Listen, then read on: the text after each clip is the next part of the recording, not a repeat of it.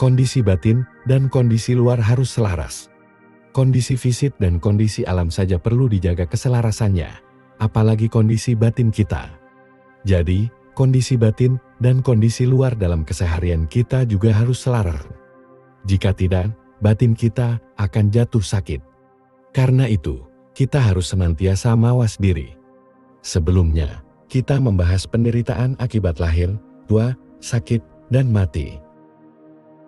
Kini, kita akan membahas penderitaan yang berkaitan dengan batin, salah satunya ialah penderitaan akibat berpisah dari yang dikasihi. Makhluk awam memiliki cinta di dalam hati. Cinta ini adalah cinta yang penuh kemelekatan. Cinta yang melekat membuat orang sangat menderita. Yang kita bahas sekarang adalah perasaan cinta antar manusia. Jadi, berpisah atau tidak bisa bersama dengan orang yang dicintai disebut penderitaan akibat berpisah dari yang dikasihi. Dengan adanya cinta yang melekat, perpisahan sungguh membawa penderitaan besar. Ada orang yang melekat pada jalinan perasaan. Ada berbagai jenis jalinan perasaan, seperti jalinan perasaan dengan keluarga, teman, dan pasangan. Namun, jika ada kemelekatan, jalinan kasih sayang seperti apapun akan membuat kita diliputi delusi dan kerisauan, sehingga kehidupan sehari-hari kita menjadi tidak selaras. Ini mendatangkan penderitaan tak terkira. Inilah penderitaan akibat berpisah dari yang dikasihi. Tidak bisa bersama dengan yang dikasihi sungguh mendatangkan penderitaan tak terkira. Ada sebuah kisah tentang jalinan kasih sayang keluarga.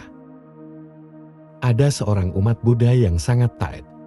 Dia hanya memiliki seorang putra tunggal, hubungan dia dan anaknya sangatlah baik. Ada kalanya, sang putra pergi bersama ibunya untuk mendengar dharma.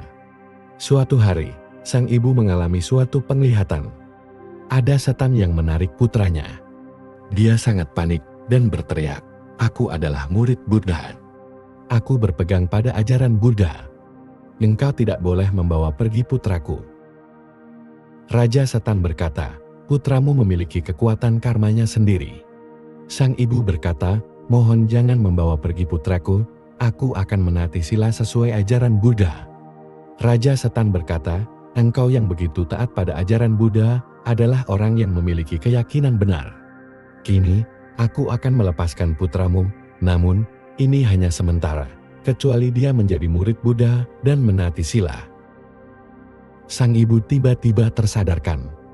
Jadi, dia menasihati putranya untuk meninggalkan keduniawian. Putranya berkata, "Meninggalkan keduniawian juga baik. Kehidupan tidaklah kekal. Aku tidak mungkin bersama ibu selamanya. Di dunia ini, tidak ada pesta yang tidak bubar." Jadi, dia menuruti nasihat ibunya dan menjadi murid Buddha. Namun, dia tidak dapat menenangkan pikirannya. Di dalam hatinya, hanya ada ibunya. Jadi, dia terus merindukan keluarganya. Jalinan kasih sayang antara ibu dan anak sulit dilepas. Suatu hari, dia meninggalkan sangha dan pulang ke rumah. Melihat putranya yang telah meninggalkan keduniawian pulang ke rumah, sang ibu sangat khawatir. Begitu putranya mendekat, dia langsung menegurnya, "Tidak mudah engkau bisa meninggalkan keduniawian. Ini bukanlah hal yang mudah. Bagaikan sebuah rumah yang tengah terbakar, engkau telah bersusah payah menyelamatkan barang dari rumah itu.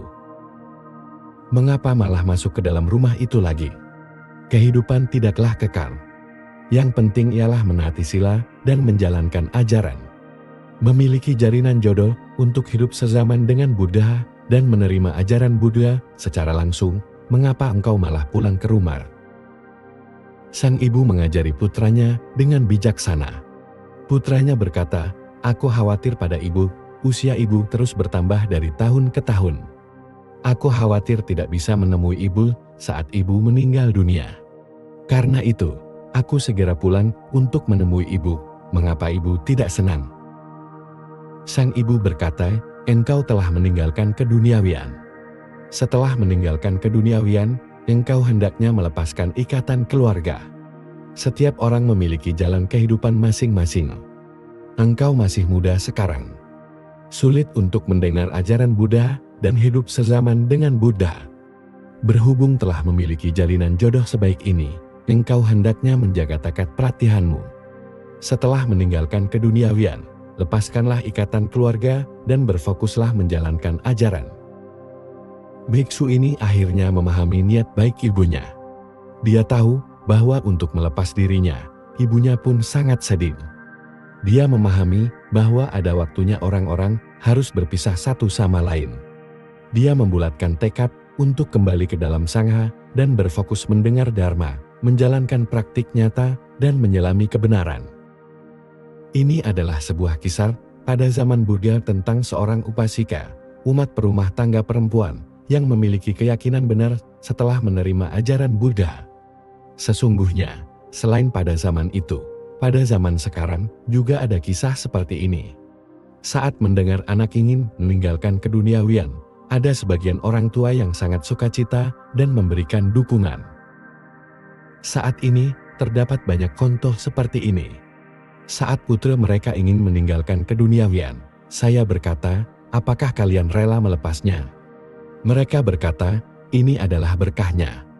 Meninggalkan keduniawian adalah jalan terbaik. Bagaimanapun, kehidupan penuh dengan penderitaan. Dia harus menyesuaikan diri untuk meninggalkan kehidupan keduniawian. Apakah kalian tahu? Mereka berkata, tahu, ini untuk melatihnya agar tekad pelatihannya teguh. Mereka mendukung pelatihan diri anak dengan sukacita.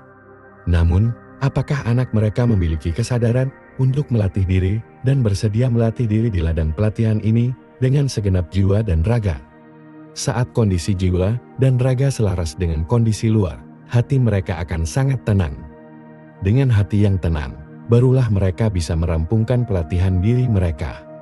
Mempelajari ajaran Buddha bergantung pada pikiran. Untuk itu, kondisi batin harus selaras.